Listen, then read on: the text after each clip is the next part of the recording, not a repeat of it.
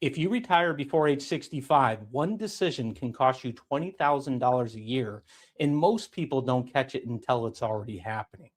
And this is where a lot of otherwise well prepared retirees get this wrong because they've done the savings, they've run the numbers, everything looks solid, but there's a gap in the plan that doesn't show up until the paycheck stops.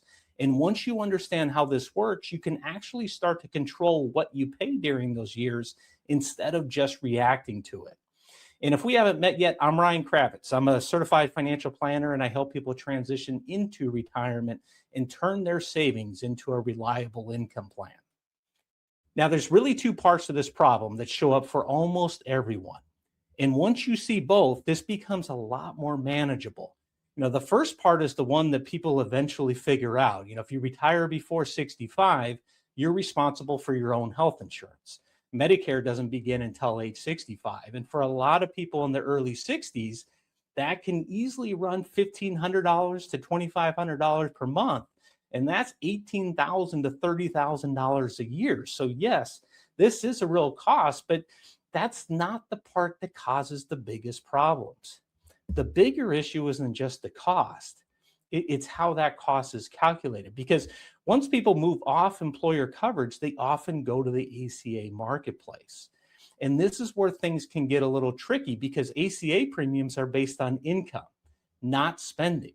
And this creates what I think of as an income cliff, where a small change in income can create a very large change in cost. And the way I think about this is that there's a few key levers that you can control during those years. Where your income comes from, when you take it, and how it shows up on your tax return. Those three things can make a very real difference in what you end up paying. So let me give you a real example that I see pretty often. Two couples retire at age 62, both need about $80,000 a year to live. Couple number one shows about $83,000 of income. Couple number two shows $86,000.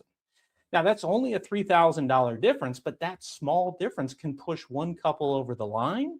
And then suddenly their health insurance cost jumps significantly because the subsidy disappears.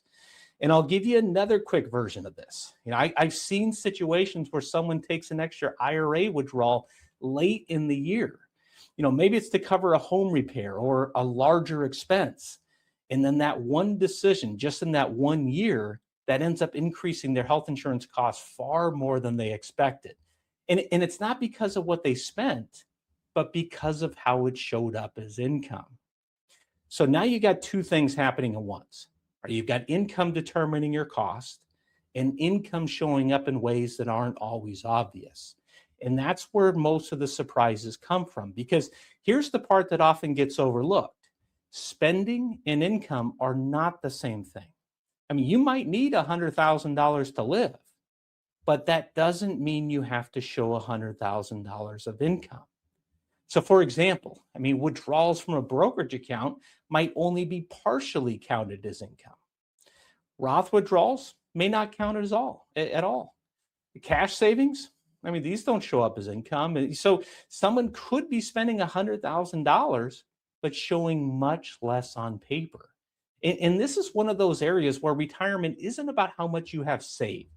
It's about how much control that you have over how your income shows up.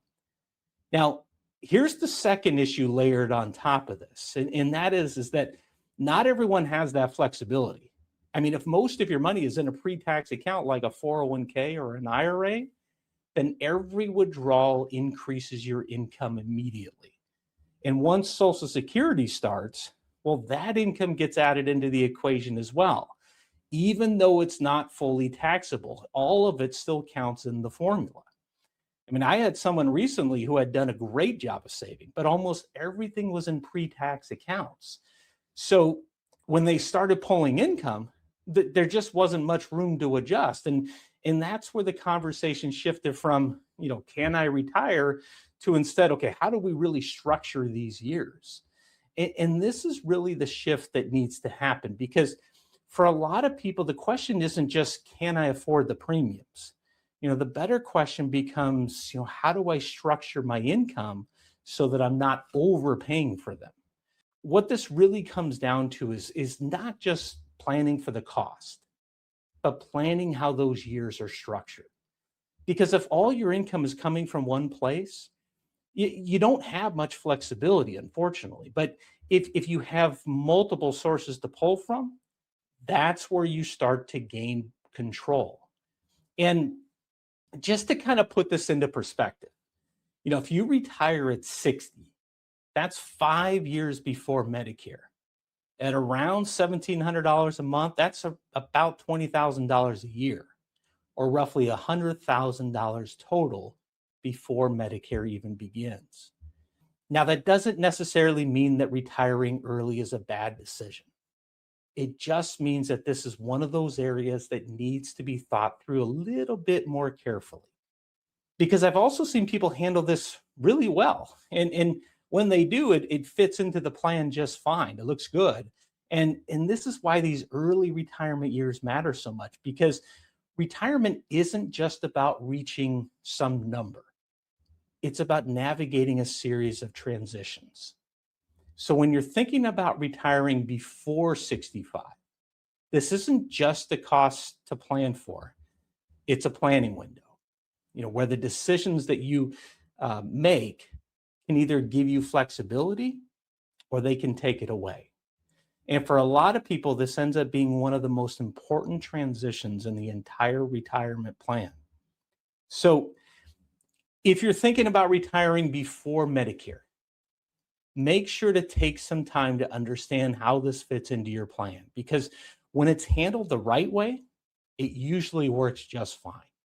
It just shouldn't be something that catches you by surprise. I want to thank you for watching, and I'll see you next time.